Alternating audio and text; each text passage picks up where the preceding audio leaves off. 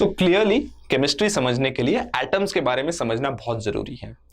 Atoms की एक fundamental property होती है उसकी मास, और उसके मास के मेजरमेंट को हम देखते हैं हम कैसे करते हैं। एटम्स के मास मेजरमेंट बिल्कुल उसी तरह होती है जैसे हम एवरीडे ऑब्जेक्ट्स की मास को मेजर करते हैं।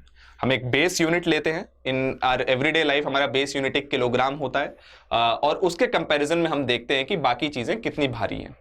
एटम्स में भी हमको एक बेस यूनिट की जरूरत है। ये हाउएवर किलोग्राम नहीं हो सकता क्योंकि एटम्स बहुत छोटे होते हैं। Kilogram is too big a unit for atoms. तो हम एक नया यूनिट डिफाइन करते हैं which is called as the atomic mass unit और द एएमयू, वो उसका एब्रीविएशन है। एटॉमिक मास यूनिट क्या होता है exactly? Atomic mass unit is defined as 1/12 the mass of 1 C12 atom. मतलब मान लीजिए आप एक कार्बन 12 एटम ले लो, उसका कुछ तो मास होगा, उसको डिवाइड कीजिए 12 से, वो जो मास होगा that is defined as 1 atomic mass unit. Carbon 12 क्यों लिया गया? क्योंकि it's an abundantly available isotope. Isotopes क्या होते हैं हम बाद में देखेंगे। 1 atomic mass unit exactly kilograms के टर्म्स में कितना होता है?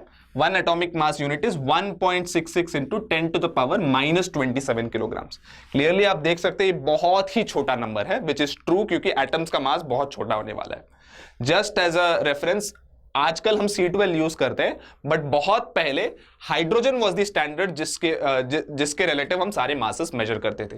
हाइड्रोजन का वेट 1 असाइन किया गया था और उसके रिलेटिव हम सारे मासेस मेजर करते थे। इट वाज इनफीजिबल क्योंकि हाइड्रोजन एक गैस है, इनफ्लेमेबल है, that's why we switch to carbon.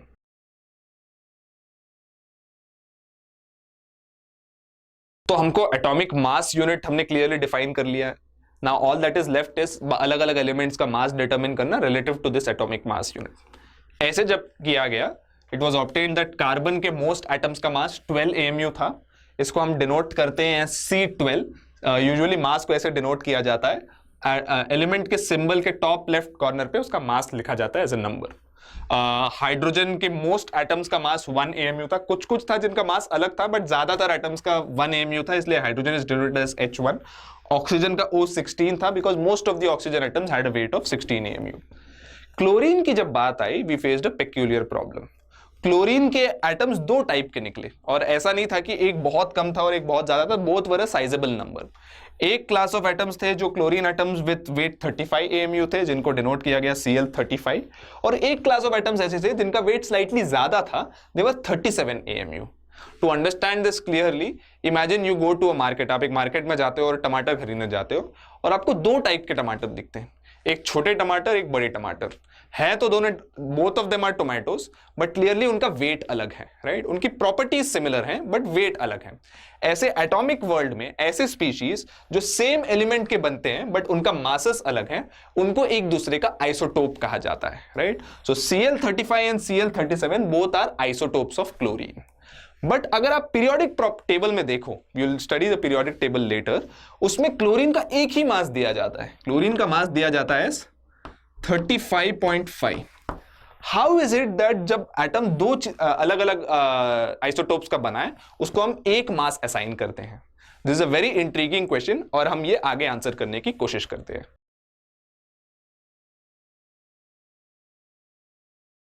तो हमारा सवाल ये है कि क्लोरीन में जब क्लियरली 2 टाइप के एटम्स हैं, एक का मास जिनका 35 AMU और दूसरे का 37 AMU है, ऐसा क्यों हम कहते हैं कि क्लोरीन एटम की मास 35.5 AMU है?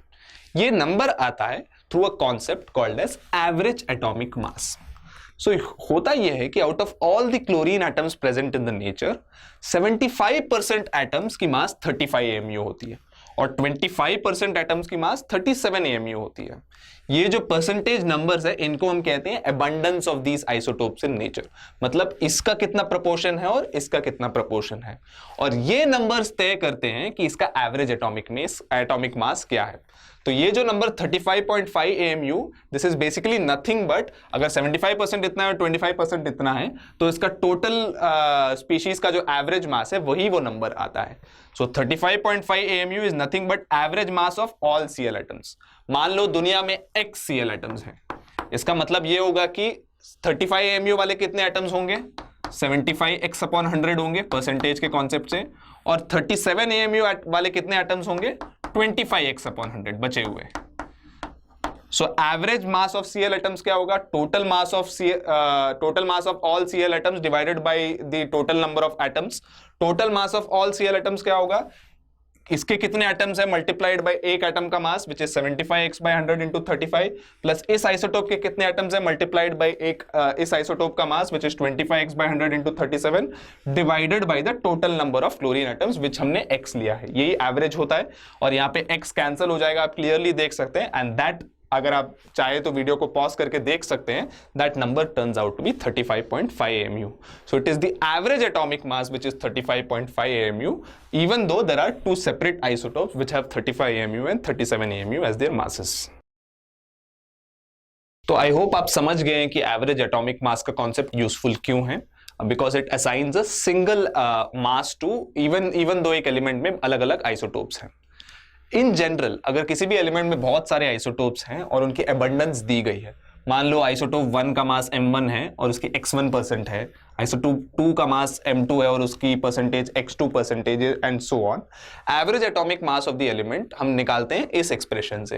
Average atomic mass would be m1 into x1 plus m2 into x2 plus m3 into x3 based on कितने भी आइसोटोप्स हैं, divided by x1 plus x2 plus x3 and so on. आप notice करेंगे कि अगर आप सही से कर रहे हो तो जो denominator x1 plus x2 plus x3 का सम है वो 100 होना चाहिए, because it's the sum of percentages of all the isotopes, right? It has to be 100%। तो उससे एवरेज एटॉमिक मास निकल जाएगा। सो टू मेक श्योर आप ये कॉन्सेप्ट सही से समझ गए, here is a quick problem. Mg magnesium जो है उसके 3 आइसोटोप्स पाए जाते हैं नेचर में, magnesium 24, magnesium 25, magnesium 26। 80% of magnesium is Mg24, 10% is Mg25 and 10% is Mg26। मैं चाहता हूं कि आप अब वीडियो को पॉज करें, यूजिंग दिस एक्सप्रेशन Mg का एवरेज एटॉमिक मास निकालें। सो चलिए देखते हैं कि मैग्नीशियम का एवरेज एटॉमिक मास क्या आता है।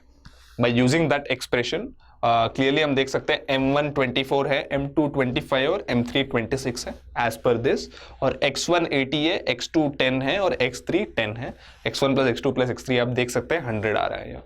तो सब्सटीट्यूट करना है आपको सिर्फ 24 times 80 m1 x1 plus 25 times 10 m2 x2 plus 26 times 10 m3 x3 divided by 80 plus 10 plus 10। ये कैलकुलेशन बहुत आसान है और निकालने पे आपको एवरेज एटॉमिक मास मिलती है 24.3 AMU।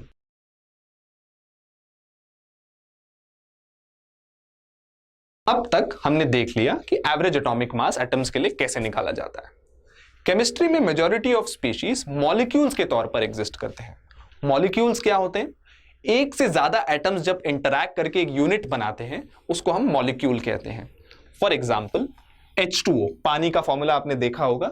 H2O एक मॉलिक्यूल है क्योंकि उसमें 3 एटम्स हैं, 2 हाइड्रोजन एटम और 1 ऑक्सीजन एटम।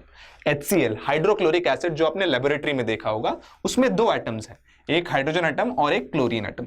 और O2 उसमें एक ही एलिमेंट के 2 एटम हैं, ऑक्सीजन के 2 एटम हैं। So this is also a molecule. इन तीनों मॉलिक्यूल्स के मासेस को मॉलिक्यूलर मास कहते हैं। एक मॉलिक्यूल के मास को मॉलिक्यूलर मास कहते हैं।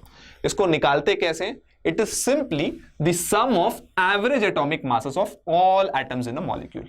So उस मॉलिक्यूल में जो भी एटम्स हैं, हर एक एटम का एवरेज एटॉमिक मास लो, उन सबको ऐड करो, that will give you the molecular mass. For instance पानी के लिए 2 हाइड्रोजन और 1 ऑक्सीजन एटम है। एवरेज एटॉमिक मास हमें पहले से ही पता है, you will find more of these in the periodic table when we study this later. 2 hydrogen atoms का मास क्या होगा? 1 का 1 AMU है, तो 2 का होगा 2 AMU और 1 ऑक्सीजन का क्लियरली 16 AMU है। सो वाटर का मॉलिक्यूलर मास 18 AMU होगा। HCl में 1 हाइड्रोजन का 1 AMU है, 1 क्लोरीन का 35.5 AMU है। Here you understand average atomic mass important क्यों है, क्योंकि क्लोरीन का एवरेज एटॉमिक मास हमें कंसीडर करना होता है। We don't have to worry about 35 है कि 37 है, right? We always consider the average atomic mass. So in this case the answer would be 1 plus 35.5 which is 36.5 AMU। So ये HCl का molecular mass है। Similarly oxygen का 2 times 16, this would be 32 AMU would be the molecular mass of oxygen. I hope आपको clearly समझ गया है कि average atomic मास से मैं मॉलिक्यूलर मास कैसे निकाल सकता हूं।